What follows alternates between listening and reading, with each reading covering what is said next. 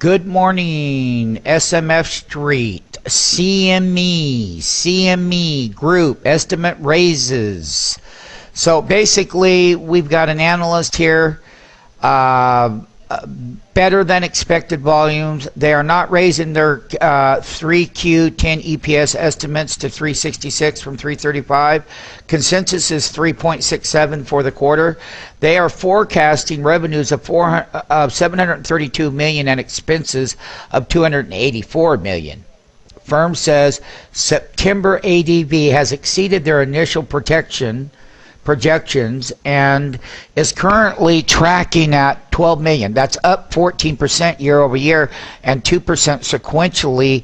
ADV is up year over year almost across the board, with double-digit percentage gains in commodities, 54% YOY, FX 25% YOY, interest rate 17%, and energy 12% year over year. That's what YOY means.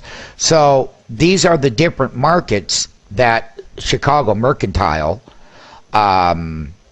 work with, and we've got these upgrades. I'm going to do a weekly chart next. On CME, we cover it all the time. It's the bellwether as far as what their platform does, but this weekly chart here, when we were buying it over here, this was the time to be buying when we were over here at these weekly bottoms, because the stock was very, very, very, very oversold. I mean, my goodness, I've never seen it that oversold at 6.9%. That's where you buy the farm. However, the 10-week is still declining. The 20-week is still declining. It's a bearish weekly chart with the 20-week crossing over the 50. That's the way that is.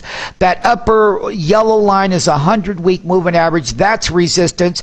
We've been up here 1, 2, 3, 4 weeks in the month of September with the greatest rally, but we haven't broke higher. So basically what that upgrade today, we're going to be taking a look at CME Group, closed at 264. Well, don't worry about this bid and ask of 238 by 338. This is pre-market upgrades and downgrades. So basically, CME on a weekly chart has a lot of work to do technically. It is bearish, yes.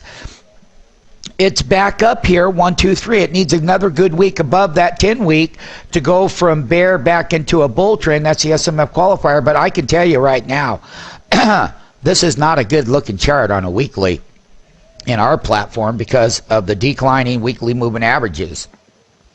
That 20 right over the top, crossing down.